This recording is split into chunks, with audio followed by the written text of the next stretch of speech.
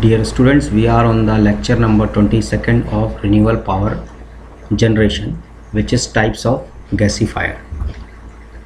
In this particular lecture, we are going to discuss the different types of gasifiers. But before going to types of gasifier, we are going to first discuss what do you mean by the gasification process. Basically, gasification is a very complex thermochemical conversion process in which the biomass undergoes drying, pyrolysis, oxidation, combustion and reduction in a reactor in presence of a gasifying agent such as oxygen, air or steam, etc. Gasification in fact not an isolated phenomena in thermochemical conversion of biomass because it is accompanied by pyrolysis and combustion. In practice, these reactions occur in packed bed in a controlled environment called a reactor. Fresh biomass is dried and subsequently heated to an elevated temperature to undergo pyrolysis in a reactor, where air is supplied in limited quantity. The pyrolytic product burned to liberate heat energy. This heat of combustion is utilized for the remaining endothermic processes: reduction, pyrolysis and drying. The product of combustion and the hot char undergo reduction reaction, and the products of this reduction reaction is fuel rich as it contains combustible gases such as carbon monoxide, methane and hydrogen, CO, CH4 and H2. All are burnable gases as in figure. Heat in terms of drying, pyrolysis, combustion and reduction. We are providing the heat for all these processes, and ultimately in the last, producer gas with different other outputs. On an average, 1 kg of biomass, say for example wood, produces about 2.5 meter square of producer gas at STP, standard temperature and pressure.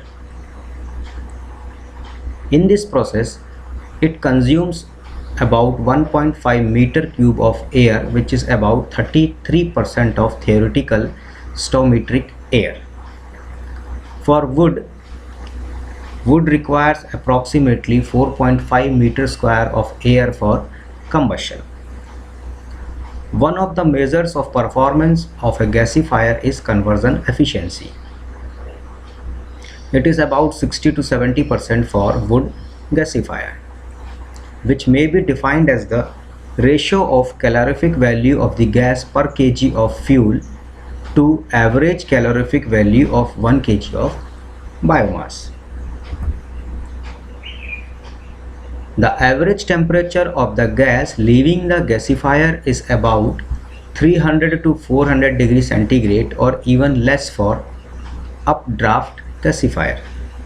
A high temperature of exit gas around 500 degrees centigrade is indicative of partial combustion of the gas, which may happen for higher airflow rate than the designed value.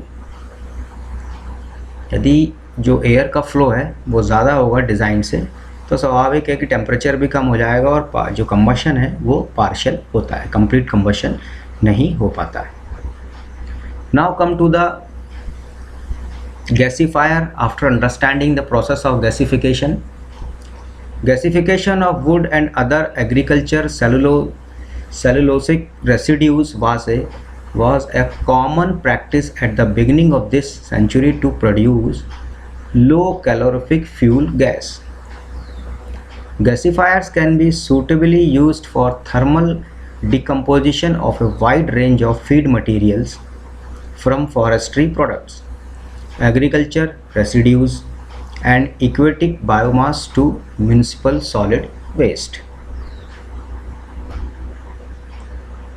However, some important points which should be taken into consideration while undertaking any biomass gasification system. A gasifier itself is of little use. It is used either to generate a combustible gases to produce heat or to generate a fuel gas which can be used in an internal combustion engine as a petroleum oil substitute. Some of the gaseous, liquid and solid products of combustion are not only harmful to engines and burners, but they are also harmful for the human beings. That is why these gases are not used as a cooking gas. A gasifier must have an effective gas cleaning train if the gas is to be used for internal combustion engines. A maximum limit of 5 to 15 milligram solids and tar per kg of gas may be allowed for the use of gas in an internal combustion engine. A gasification system may not be of much advantage to generate a combustible gas as far as fossil fuels savings, economies and ease of operation are concerned. Now, after understanding the basic concept of gasification and what do you mean by gasifiers, now we come to the point types of gasifiers. Basically, gasifiers are generally classified on the basis of the physical conditions of the feedstock in the reactor.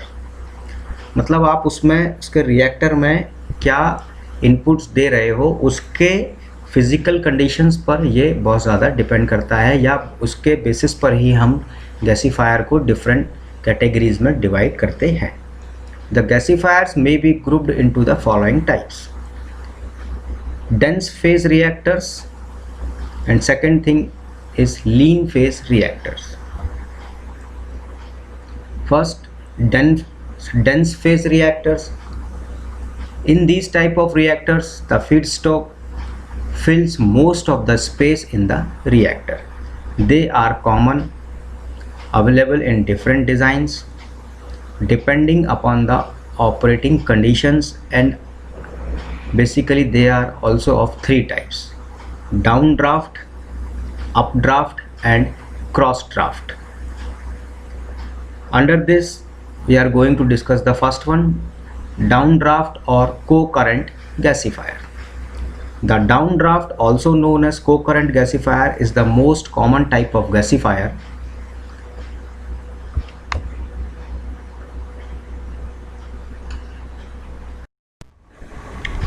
In downdraft gasifier, the pyrolysis zone is above the combustion zone and the reduction zone is below the combustion zone.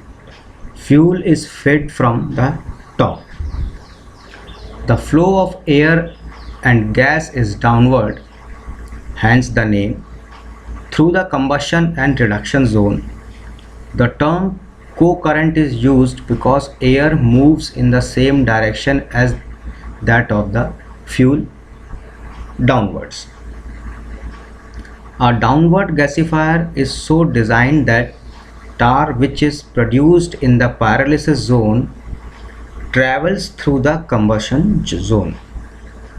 In the figure it is very clear, air is coming from the bottom side and goes into the crossing by combustion zone, reduction zone, pyrolysis zone, drying zone, then after in the last gas is coming out. So in this slide you can see the basic fundamental figure of that downdraft gasifier. Where it is broken down or burned, as a result the mixture of gases in the exit stream is relatively clean. The position of the combustion zone is thus a critical element in the downdraft gasifier, its main advantage being that it produces gas which low tar contain, which is suitable for gas engines. Second one is updraft or counter current gasifier. In updraft gasifier, it also known as counter current.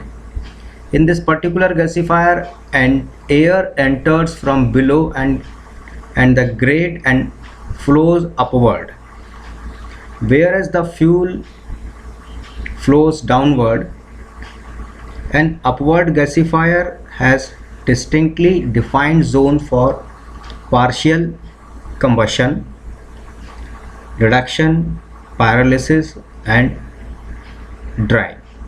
The gas produced in the reduction zone leaves the gasifier reactor together with the products of pyrolysis from the pyrolysis zone and steam from the drying zone. In figure you can see the updraft gasifier.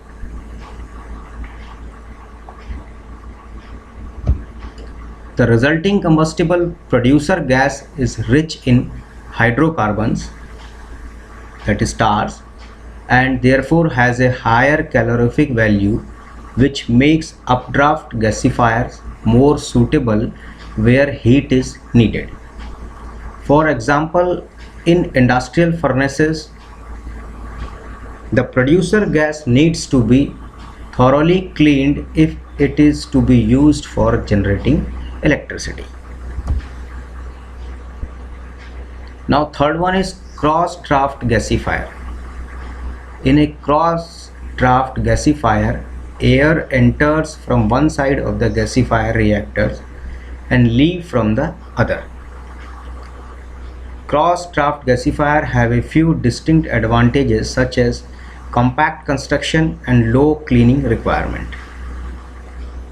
Also, cross draft gasifier do not need a grate.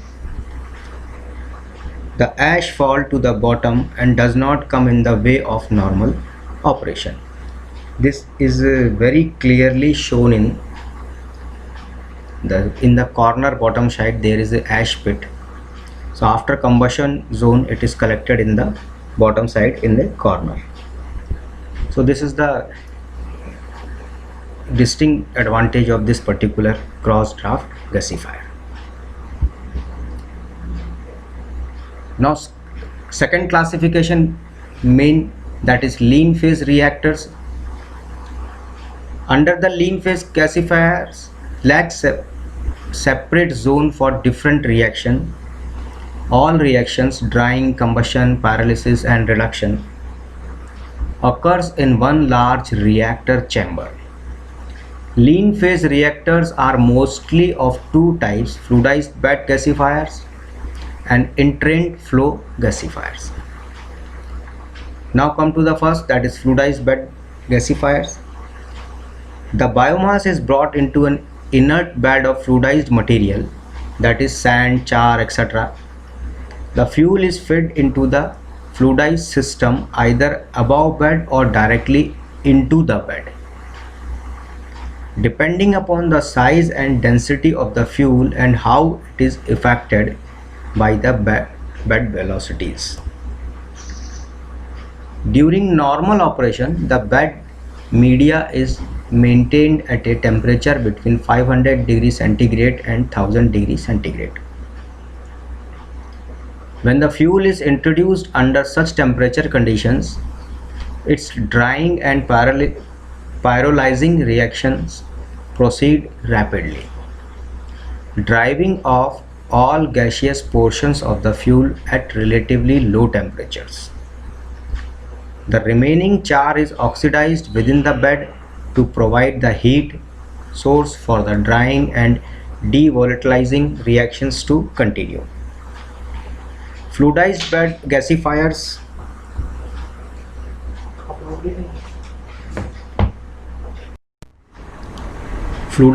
gasifiers are better than dense phase reactors in that they produce more heat in short time due to aberration phenomena between inert bed material and biomass,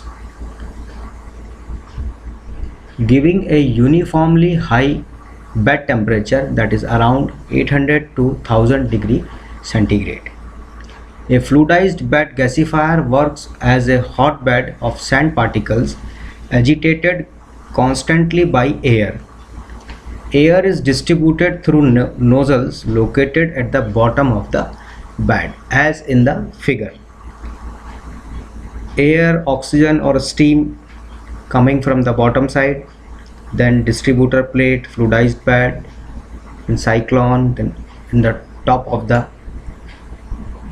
gasifier, gas is coming out, and the ash is coming out by the right hand side. Bottom pipe is connected, ash is coming out from that. Second one is entrained flow gasifier. In this particular gasifier, fuel and air are introduced from the top of the reactor and fuel is carried out by the air in the reactor. The operating temperature are 1200 to 1600 degrees centigrade and the pressure is 20 to 80 bar. Entrained flow gasifiers can be used for any type of fuel so long as it is dry, low moisture and has low ash content. In this particular slide, figure is shown for the entrained flow gasifier. Due to short residence time around 0.5 to 4 seconds, high temperatures are required for such gasifiers. The advantages of entrained flow gasifier is that gas contains very little tar. After discussing all these gasifiers, now we are going to some of the advantages and disadvantages of different types of gasifier as shown in table. In the left we can see the gasifier, then advantages, then disadvantages. First, updraft gasifier. The advantages are it is very simple in design, high amount of tar and pyrolysis, high fuel to gas conversion efficiency, accept fuels with higher moisture content, accepts fuel of different size. This is also the very good advantage of this particular updraft gasifier. Second gasifier, that is downdraft gasifier. Advantages are low tar, limited scale up, best option for uses in gas engines. These are the different disadvantages: limited scale up, at low temperatures more tar produced, high amount of ash and dust, fuel requirements are strict. Now come to the cross draft gasifier. Advantages are applicable for small scale operations. Due to high temperatures, gas cleaning requirements are low. Disadvantages are high amount of tar produced. Third one is fluidized bed combustion gasifier. In this particular, advantages are compact construction, uniform temperature profile except fuel size variations. High ash melting point of the biomass does not lead to clinker formation. These are the following disadvantages: gas stream contains fine particles of dust, complex system due to low biomass hold up in the fuel bed, variety of biomass can be used but fuel flexibility is applicable for biomass of size 0.1 cm to 1 cm. Now entrained flow gasifier. Advantages are applicable to large system, short residence time for biomass. Disadvantages are high investment, strict fuel requirement. So these are all the final slide, that is advantages and disadvantages of all the gasifiers. So in this particular lecture we are discussed the different types of gasifier. Before that we have already gone through the process of gasification, and in the last we compare the all gasifiers by the points, advantages and disadvantages. So thank you students, thank you.